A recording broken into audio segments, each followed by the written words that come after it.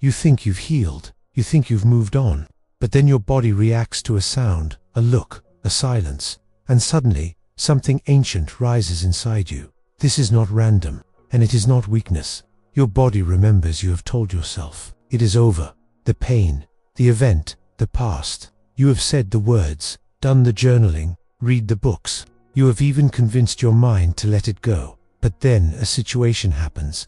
Someone speaks in a certain tone. A door slams. You are left. Unseen, you feel ignored in a room. And suddenly, your heart races. Your breath shortens. You feel like a child again. Trapped, scared, small. That is the moment when you realize you have not moved on, not fully. Because your mind moved on, but your body did not.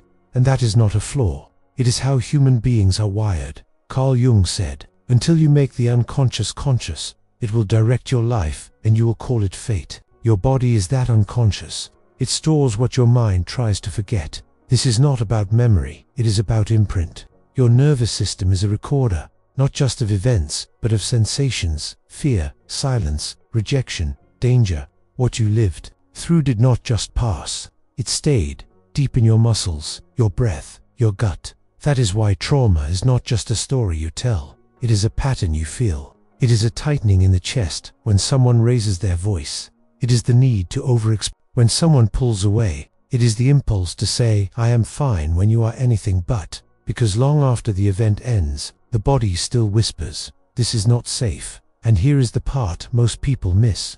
You do not need big trauma for your body to carry pain. You can feel these imprints from growing up with emotional neglect, being around parents who fought in silence, never feeling truly seen, being punished for expressing sadness, being praised only when you are useful, being left alone in your fear. Trauma is not just about what happened. It is about what you had to survive without, and what you could not process back then. Your body now processes every day, in how you flinch when someone gets close, in how you overcompensate to avoid abandonment, in how you stay hypervigilant, always scanning for signs of danger, not because you are dramatic, because your body is trying to protect you, based on the past. Carl Jung believed that what we repress does not disappear. It sinks into the unconscious, and the unconscious lives in the body. The body carries the shadow, and it speaks through symptoms: chronic anxiety, tight shoulders, digestive issues, shallow breathing, insomnia, emotional numbness. These are not just medical problems, they are messages. They are echoes of what was never fully felt. The body does not forget, even when the mind tries to, and that is why moving on is not always healing. Just because you have silenced the thoughts does not mean you have soothed the pain. Healing begins not when you say, I am over it, but when you listen to what your body still fears, because trauma is not what happened to you. It is what got locked inside you when it did. Many people ask, but why now? Why am I triggered years later, when I thought I was fine? The answer is simple. Your nervous system does not follow your timeline. It follows safety, and when you finally slow down, feel safe enough, or fall in love, your body starts releasing what it has been holding all along. That is why healing often begins during calm, not crisis, and it is also why it can feel terrifying, because your body finally feels safe enough to show you what it never could before. It is easy to think you have outgrown old pain, but the body does not track time the way the mind does. It tracks experience. It tracks emotion. Every unresolved moment, every frozen reaction, every breath that was held instead of expressed. It all lives in the nervous system. This is why sometimes, even years later, you can walk into a room and feel the same fear you felt as a child, or hear a tone of voice that makes your stomach twist in ways you cannot explain. It is not weakness, it is survival intelligence. Your body kept these memories because, at one point, they kept you safe. They taught you what to avoid, how to cope, how to protect yourself. And the truth is, your body will hold on to these patterns until it feels safe enough to let them go. That is why healing is not about pushing yourself or pretending to be fine. It is about creating the conditions where your body can finally release the old fear. It takes patience, it takes compassion, and it takes listening to sensations, to instinct, to the subtle language of the body. The nervous system is always seeking safety. When you honor that need, instead of fighting it, healing begins. You may notice waves of emotion arise: sadness, anger, grief. You may feel tension dissolve, breath deepen, emotions move. This is the body's way of completing what was never completed, and this process does not follow logic. It follows feeling. Healing happens in the body's time, not the mind's timeline, and that is not a failure. It is wisdom, because the body holds the truth. And when you learn to trust it, when you stop running from what it is showing you, you unlock a level of transformation the mind alone could never reach. You begin to understand why certain patterns repeat, why certain fears linger, why some reactions seem so automatic. As you bring awareness to these patterns, the grip they have on you begins to loosen. You learn to recognize when the past is driving your present. You start to choose differently. You begin to live with more freedom, more clarity, more peace. Because true healing is not about erasing the past. It is about integrating it so it no longer controls you. Your body remembers what your mind forgot. And when you listen, you begin to reclaim parts of yourself that were left behind, not through force, not through control, but through understanding, patience, and compassion. The more you trust the wisdom of your body, the more you align with your true self, the one beneath the trauma, the one beneath the survival, and that is where deep healing begins.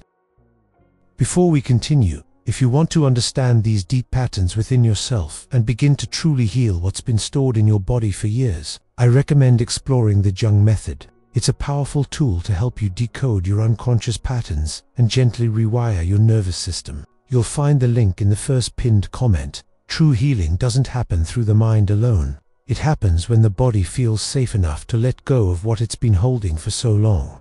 Many people wonder why certain behaviors feel so automatic, why they shrink in a conversation, why they freeze when facing conflict, why they feel exhausted after simple social interactions. These aren't random quirks, they are survival responses, shaped by experiences the body never fully released. When you notice yourself reacting without thinking, that is often the body speaking.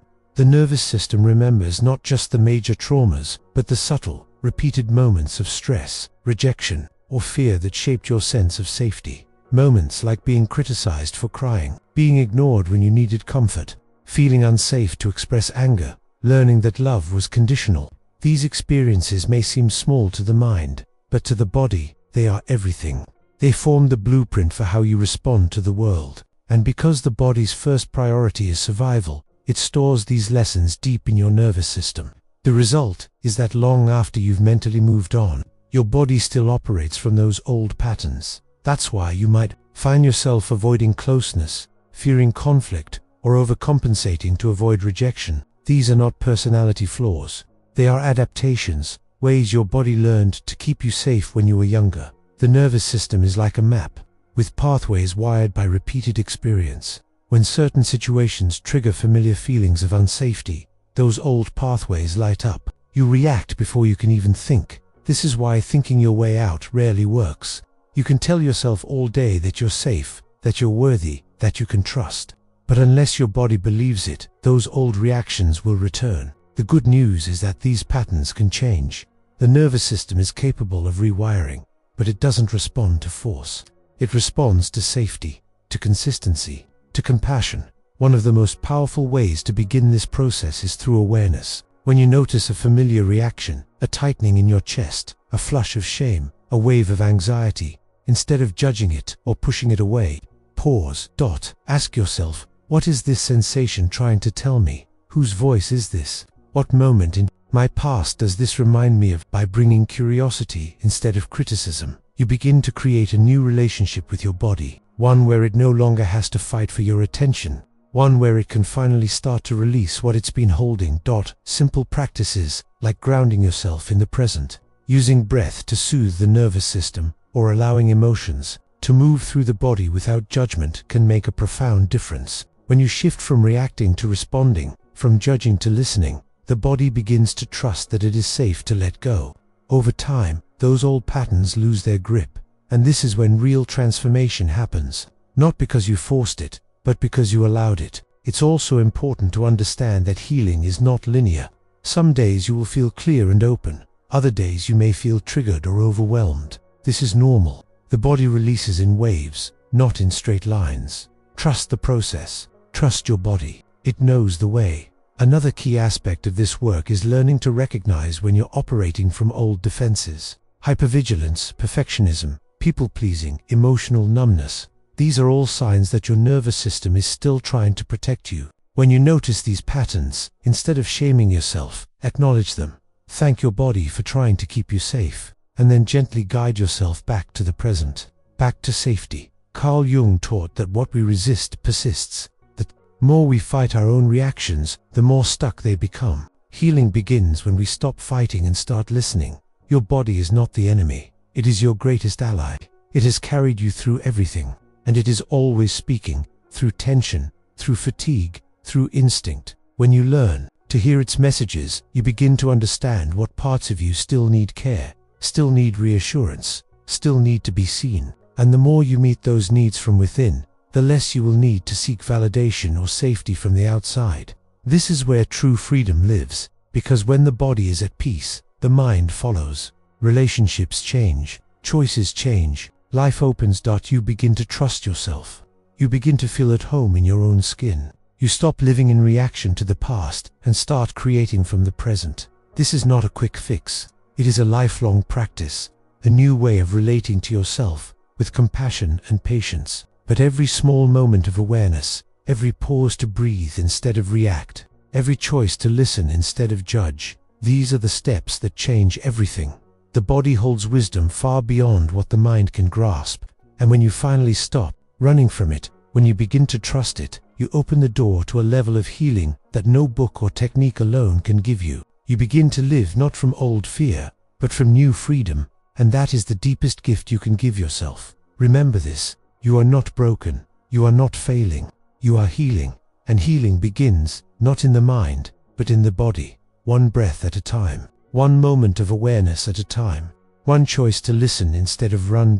And in that space, everything begins to shift.